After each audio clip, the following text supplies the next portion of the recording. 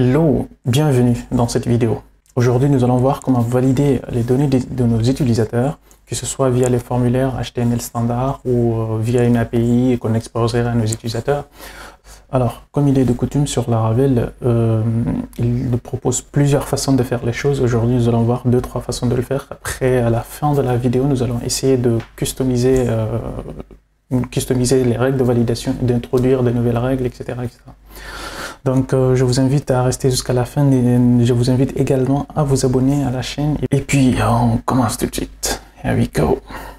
Alors sans plus attendre, on démarre ici. Pour gagner un petit peu en temps, j'ai créé un petit formulaire que je me suis inspiré au niveau de Laravel. Ici, ce formulaire-là que j'ai essayé de répliquer pour notre petite démo ici. Donc je vais juste lancer Valette ici rapidement. Hop. Voilà. Hop. Je récupère ça ici au lieu de passer par localhost parce que j'ai un autre port qui tourne, une autre appli qui tourne sur ça. Donc ce que je peux faire ici, donc c'est d'aller sur /contact et on voit bien ici, ça ce sera notre point d'entrée, ce sera l'index ici. On verra tout à l'heure les routes. Et ça, c'est le formulaire de création sur lequel nous allons travailler ici avec les règles de validation de tout ça. Donc, si je reviens ici au niveau de l'application, on a au niveau de web, j'ai créé une ressource qui s'appelle contact. On a le modèle correspondant, etc. On a le modèle ici avec tous les champs du formulaire. Et puis, on a dans le contrôleur ici, on a les méthodes index, create et store. J'ai supprimé les autres histoire de simplifier l'exemple ici. D'ailleurs, je nettoie tout ça. Hop, on est bon. Donc, si je viens donc au niveau du contrôleur, nous avons l'index ici qui permet juste de récupérer les contacts et de les paginer. C'est la page que nous avons vue ici juste avant. Donc, je viens ici, je mets contact. On a la page ici, s'il y avait des contacts, il serait ici dans la liste. Nous avons ici aussi le create, c'est cette méthode-là qui permet d'afficher le formulaire ici de contact. Si je fais /create, c'est celui-là, ou alors sur le bouton ici. Donc le store permet d'enregistrer un contact, c'est lorsqu'on soumet sur ce bouton-là, le send. Et puis, lorsqu'il enregistre, il les redirige après vers la page des index. C'est très simple. Donc, je viens aussi au niveau des vues ici, histoire de montrer rapidement. Au niveau des vues, on a ici notre create qui permet ici de créer le formulaire. J'ai rajouté des champs et la gestion des erreurs, etc. pour les afficher, pour que ce soit plus simple. D'ailleurs, ça sert à rien. Donc, le edit, on n'en aura plus besoin. J'avais créé et là il y a l'affichage, donc c'est très simple. Ce que j'ai mis ici, on a un layout sur lequel les deux vues héritent. C'était juste pour injecter ici du CSS tout simplement. Donc on commence ici, je reviens au niveau du contrôleur, contact controller. Au niveau du create, on a ça. Donc je reviens au niveau du formulaire de contact. Si je reviens ici, j'essaie de soumettre quelque chose, il va arriver au niveau du débugage ici, des données que j'ai soumis, la requête. Donc, histoire de montrer, je vais mettre ici juste Mokhtar. Allez, Mokhtar, Diallo. Je vais mettre juste uniquement ces deux-là pour l'instant. Donc, il va me débugger là. Alors, si j'essaie donc de soumettre ce formulaire-là, il va pas trop aimer parce que il manque le CSR, exactement. Donc je reviens au niveau du create, je rajoute ici le CSRF. C'était fait exprès histoire de montrer CSRF. Voilà, sur Laravel, avant de soumettre un formulaire, lorsqu'on est en poste ou autre, sur les API, comme on l'avait vu dans les vidéos précédentes, le middleware CSRF n'est pas appliqué. Mais pour tout ce qui est formulaire, ici par défaut, c'est requis en fait. Donc là, ça passe. Mais si j'enlève le CSRF, ça ne passera pas. Voilà. C'est parce qu'il a il n'a pas rafraîchi. Donc là, voilà, c'est bon. Ok, je vais le remettre. Si vous voulez le désactiver, c'est très déconseillé, mais c'est possible de le désactiver. CSRF, middleware. Ou alors aller dans le kernel, HTTP kernel, ici au niveau de web. Hop, on peut le désactiver ici si on le souhaite. Mais bon, c'est pas du tout conseillé, il faut le laisser tel quel, et puis c'est une mesure de sécurité, ça empêche à l'application d'avoir des attaques DDoS ou ce genre de choses.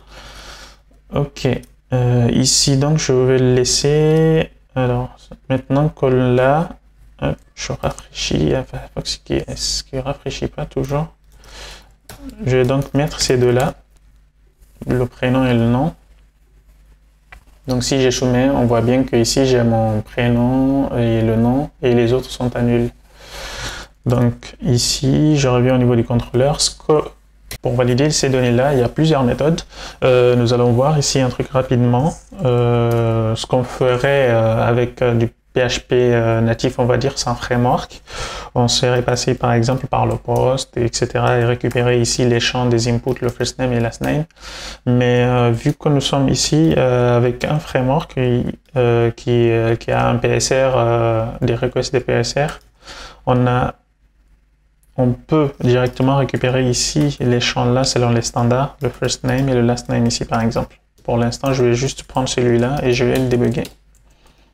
Et j'enlève la deuxième ligne. Donc si je reviens ici, je resoumets ça, on a juste maintenant le prénom. Donc ici, à ce niveau-là, on peut se dire peut-être qu'il faudrait faire des if, est-ce qu'il est strlen de ça est supérieur à 0, etc. etc. Ça, c'est une façon un petit peu verbeuse de faire les choses, et puis on essayerait de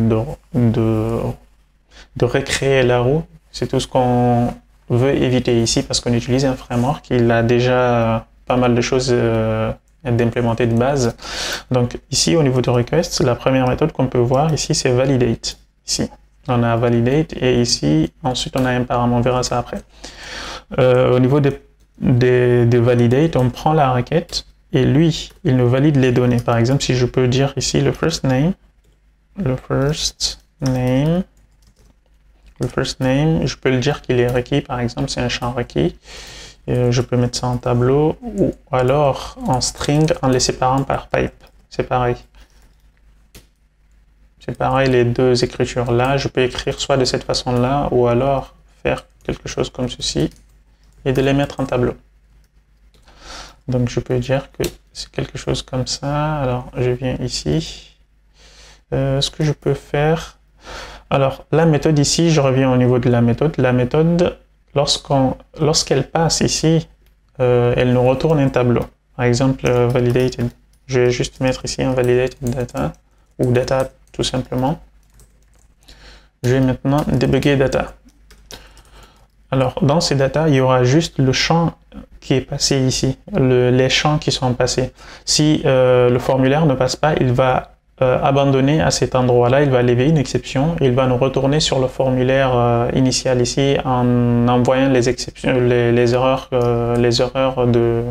sur les règles de validation ici. Donc, à ce niveau-là, par exemple, si je mets ici mon nom, on voit bien que le data ici, il le remplit bien. Maintenant, si je reviens à ce niveau-là et je rafraîchis, j'enlève par exemple mon nom, pouf, il me renvoie ici sur la même page, il lève une exception, il n'arrive même pas au niveau de data ici. C'est à ce niveau-là qu'il lève une exception et il retourne ici au niveau du formulaire. Donc, et il affiche l'erreur ici. On peut voir ça au niveau des vues ici, c'est ce que j'ai rajouté tout dernièrement ici, à ce niveau-là, pour les affichages. Ok. Donc, ça c'est une première façon de voir les choses, et ensuite, lorsqu'on aura validé tous les champs du formulaire, là, il y en a beaucoup, on peut prendre ça comme ceci, et puis faire quelque chose comme ça. Donc, on a le fait. Si donc à ce niveau-là, on va se dire qu'on a un formulaire, les trucs de base, ils sont tous requis et en string.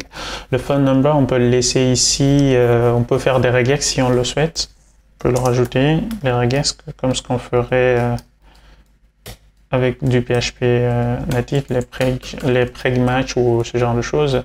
Le email ici, on peut rajouter ici un email directement. Job title, c'est un string, first name. On peut faire également des min et des max. Donc on peut dire min ici, c'est 1. Et min aussi 1. Et le max, disons, maximum, disons 100 par exemple.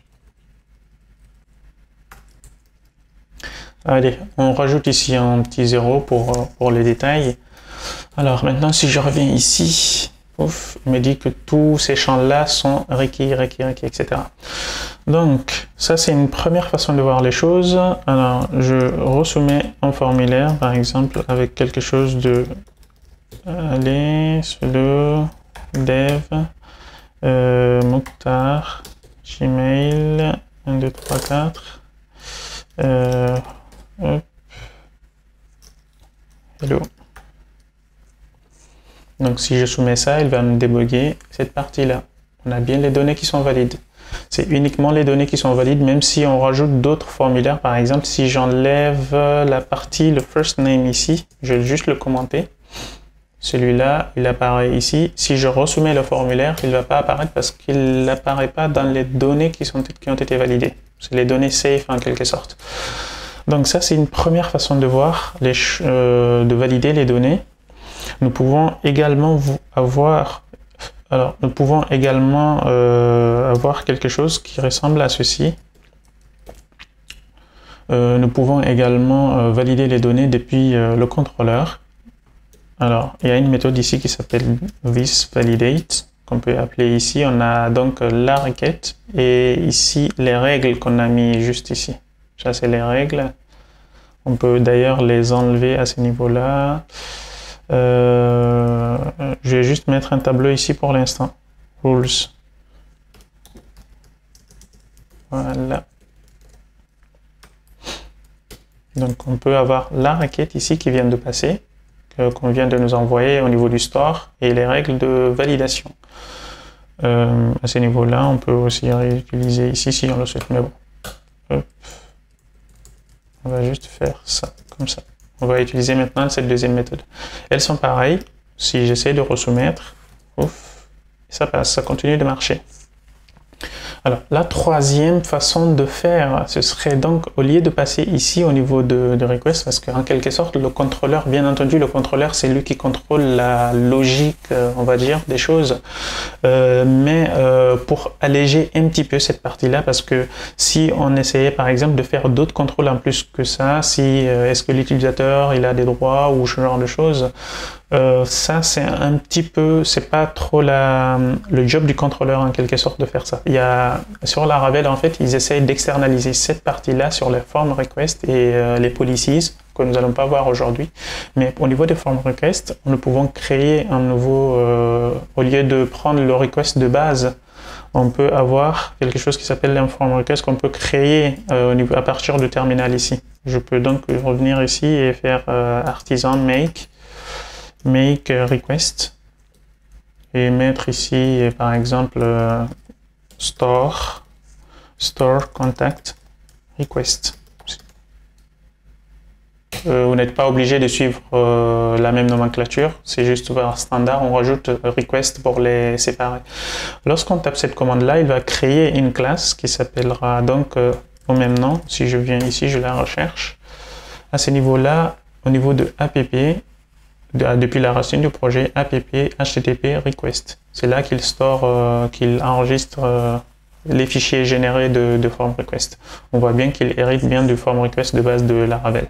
À ce niveau-là, si on essaye donc d'utiliser cette classe-là directement à cet endroit-là, au lieu de request initial, et je l'importe, on n'aura plus besoin d'arriver jusque-là.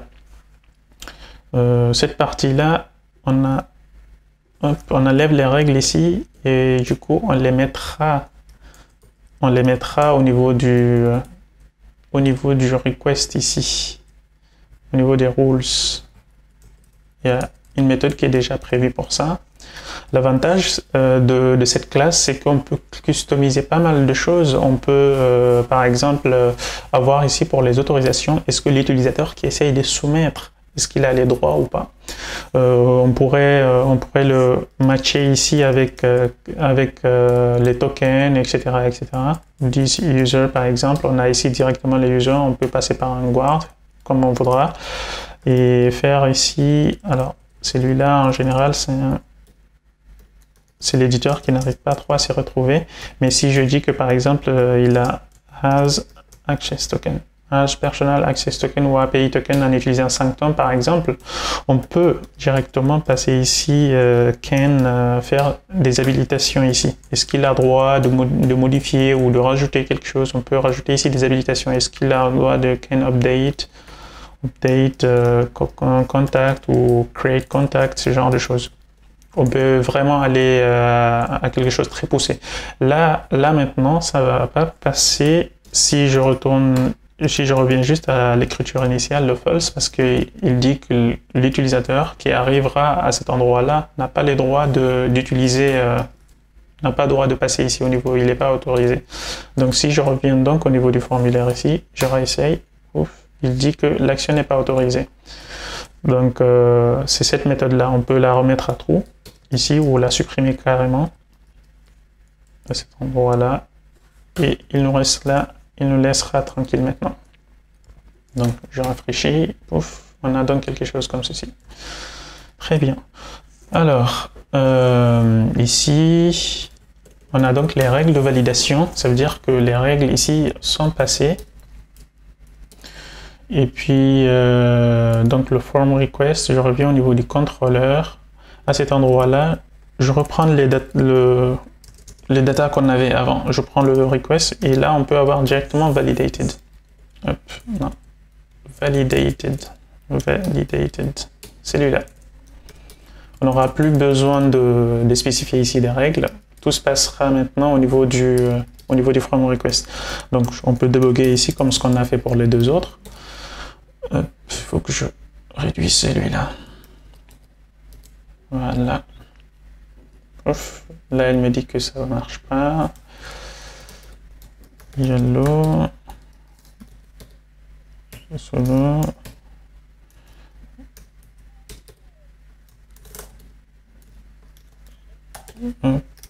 Voilà. On est bon. Donc, on a donc le débugage qu'on avait avant. Donc à cet endroit-là, ce qu'on pourrait faire par exemple, c'est de prendre directement ici un contact et puis prendre la donnée de contact et faire un create. Alors pas le created mais le create. Ça c'est il râle parce que il n'aime pas, enfin il n'arrive pas à se retrouver au niveau du create. Ici c'est une méthode qui alors pas celle-là, mais c'est une méthode en fait qui est dans la classe contact. Si je viens ici, je fais un query, c'est parce qu'elle est rajoutée, il utilise ici les méthodes magiques comme on l'a vu précédemment. Donc ici, si je prends ça, on a le contact, je vais le débugger directement ici. Pouf. Voilà, il nous a créé ici un contact. Donc je supprime ça. Si je rafraîchis encore, voilà. On a donc nos deux contacts. Je reviens encore ici et voilà. À cet endroit-là, ce qui se passe, c'est que au niveau du form request, nous allons maintenant passer beaucoup plus de temps au niveau du form request. On peut customiser les messages ou rajouter des règles de validation. Par exemple, ici, au niveau des règles, on peut se dire, par exemple, donc au niveau d'un ask. Si je reviens donc au niveau du store ici, du store request, on peut rajouter plus de logique en utilisant par exemple les validations, les after validation hook. Alors on peut avoir ici with validator. Alors c'est une méthode privée, je crois. Uniquement en interne with validator et là on a une instance de validation. Là je prends le validator ici. Hop. Et on peut donc faire ici un after et rajouter plus de logique encore. Donc on peut valider les datas ici à cet endroit là et rajouter plus de logique ici métier ou autre. à cet endroit-là, si il y a des champs qui matchent ou ce genre de choses, rajouter d'autres contrôles en base ou d'autres contrôles sur l'application, etc. Ça, c'est juste une validation des données d'entrée. On peut donc passer par ça aussi. Donc, si je débug ici rapidement, hop, bon, hop, je vais mettre tous les champs à ça. C'est vrai que j'aurais dû installer un petit plugin qui me permettrait de faire ça. Alors, did you mean with validator? Oui, bien sûr. Method with validator doesn't exist. Ah, c'est parce qu'elle est appelée depuis l'extérieur. Je vais la mettre en public. Voilà. Donc, le with validator ici, lorsqu'on finit d'avoir ceci, on peut donc faire par exemple directement ici, prendre le from request et faire this validated par exemple et récupérer les données qu'on a validées juste avant. Must be, alors il l'a pas trop aimé, alors l'email il est là.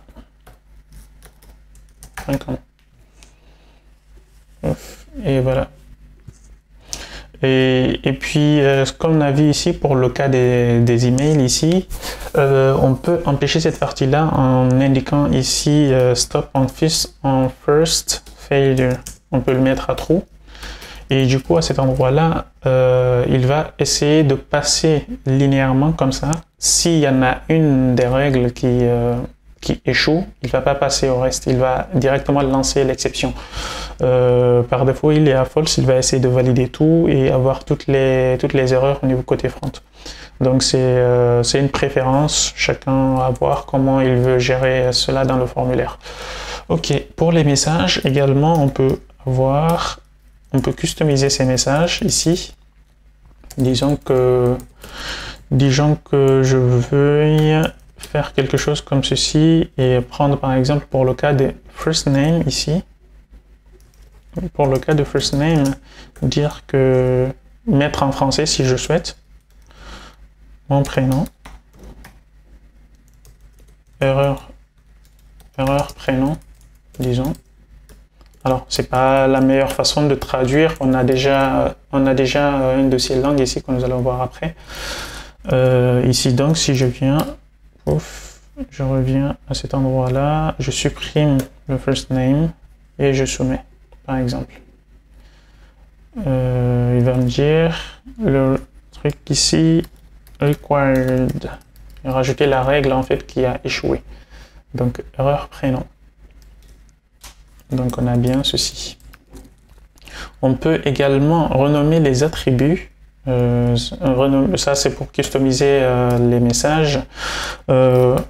C'était pour customiser les messages. Là on a une autre méthode qui s'appelle attribute aussi, qu'on peut retourner. Par exemple on peut dire que le first name qu'on vient de voir, le first name, on ne veut pas l'appeler ici first name. On peut dire user, on peut même rajouter ici user first name par exemple. Voilà, si j'essaie donc de resoumettre ça, il va me dire the user first name is required.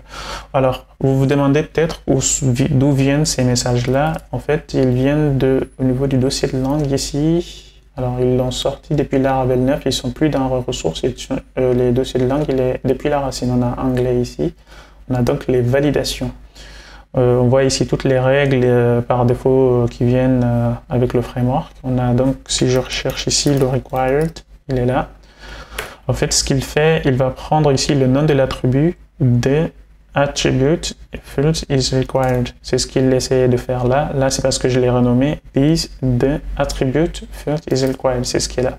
Donc, si on utilise par exemple de français, on peut dupliquer celui-là et rajouter un dossier en français ici, s'il veut bien, et donc rajouter cette partie-là. On va pas tout traduire, il y a déjà des packages ou d'autres repositories où on peut télécharger cette partie-là, mais juste pour pour vous montrer ceci, je vais mettre juste ici un required. Je vais mettre l'attribut.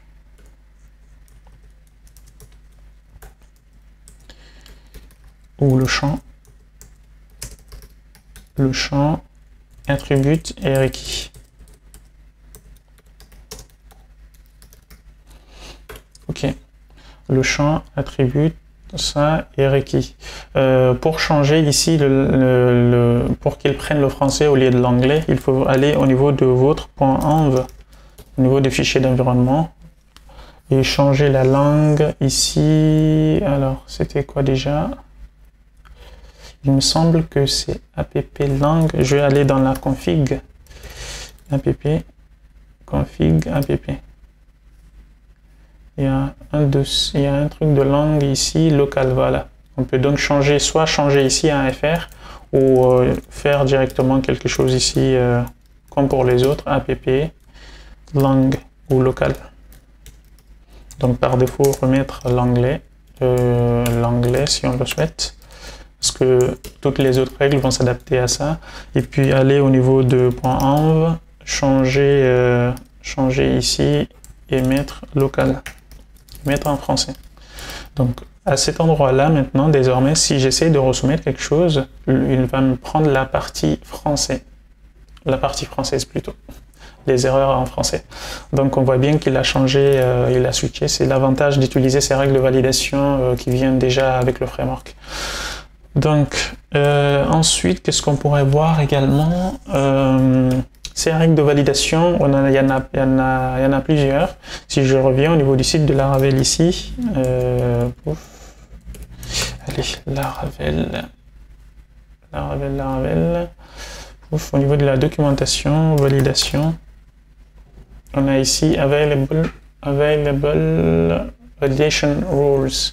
On a ici plein de méthodes ici, les dates, des JSON, des fichiers, des conditions, etc. On peut même conditionner des champs, par exemple, comment valider celui-là, si celui-là il est présent ou s'il n'est pas présent, etc., etc. Il y a pas mal de règles de validation et je vous invite également à regarder cette page-là, elle est complète. Et puis également, on peut customiser nos propres règles de validation. Alors, au niveau maintenant qu'on a vu ces règles de validation, les basiques, ce qu'on peut faire également, c'est rajouter une nouvelle règle ici. On peut faire les règles de validation, on peut les rajouter ici en closure si on le souhaite, ou alors créer une classe de rules. Je vais utiliser ici le terminal pour ça aussi, artisan. Je vais juste faire make artisan, make rules. Disons first name rule. Il va me créer ce fichier là aussi au niveau des app et rules ici. Il va mettre cette règle ici. Donc on a l'attribut et le value ici et le message customisé uniquement pour celui-là. Vous vous rappelez également du message qui était juste en dessous. Donc pour celui-là, je vais supprimer tout ça, je vais un petit peu nettoyer.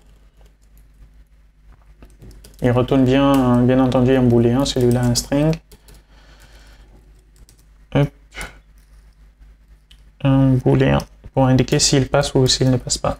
Donc, ce que je peux faire, c'est de revenir ici, soit de faire un callback, ou alors faire un new directement de celui-là. Des rules, des first name rules ici, et on n'aura plus besoin, si on le souhaite d'ailleurs, on peut faire cette logique-là maintenant à l'intérieur. Et lui, ce qu'il va faire, il va appeler cette classe-là en lui passant la valeur de celui-là en premier paramètre ici, le nom déjà de l'attribut ici, le first name, et ensuite la valeur ici. Donc si je check ça, rapidement, first name et value, on va juste faire un false. Je ne sais pas si le typage il va le laisser passer après.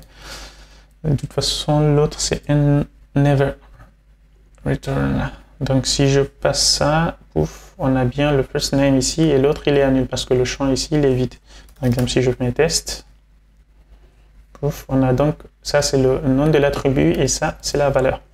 Donc on peut faire quelque chose comme ça et nous assurer que la valeur, par exemple, return strlen de ça est supérieur à 0, par exemple.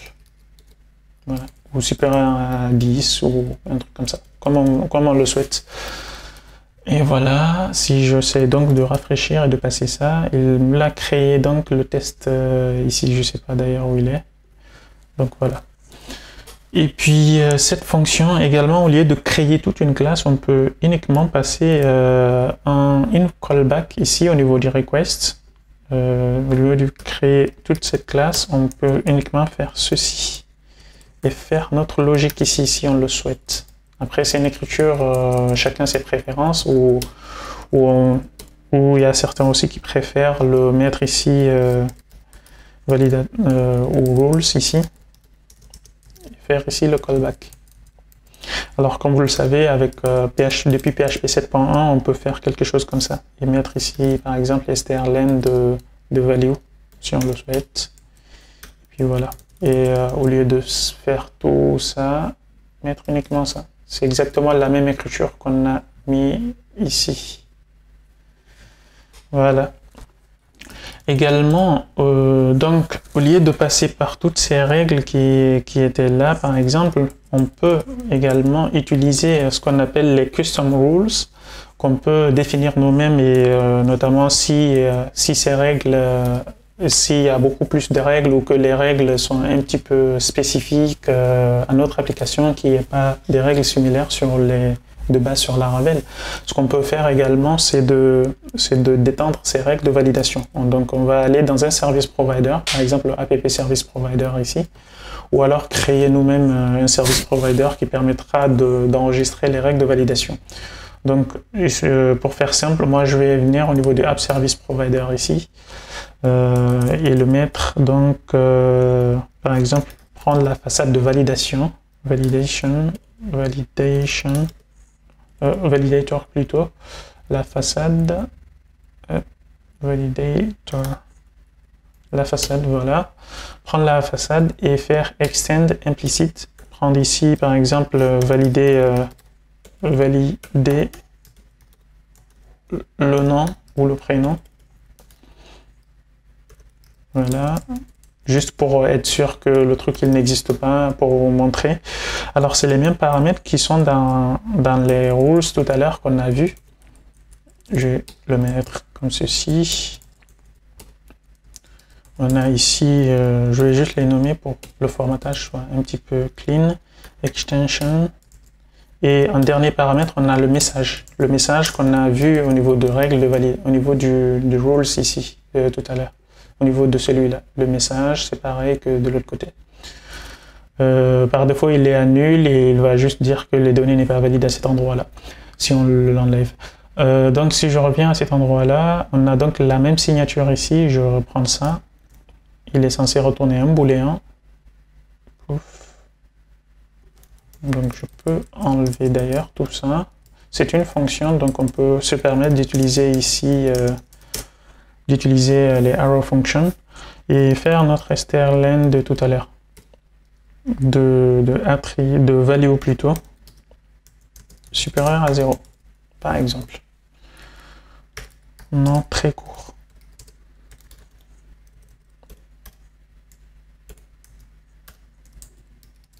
Prénom. Et voilà. Donc, si je viens donc au niveau du form request ici, je peux mettre ici la règle de validation. On n'est pas obligé de réutiliser celle qui existait déjà. Donc, voilà. Hop. Si j'envoie ça, il me dit que le nom il est très court. Donc voilà, ça c'est une autre règle de validation. Ça, il s'est arrêté ici parce que j'ai mis le first on failure ici. Mais sinon, il serait passé aussi pour les autres. Et voilà, donc on a tous les autres. Et puis on a vu donc les règles de validation en utilisant, je reviens au niveau du contrôleur, On a vu les règles de validation en utilisant le request qui était là de base.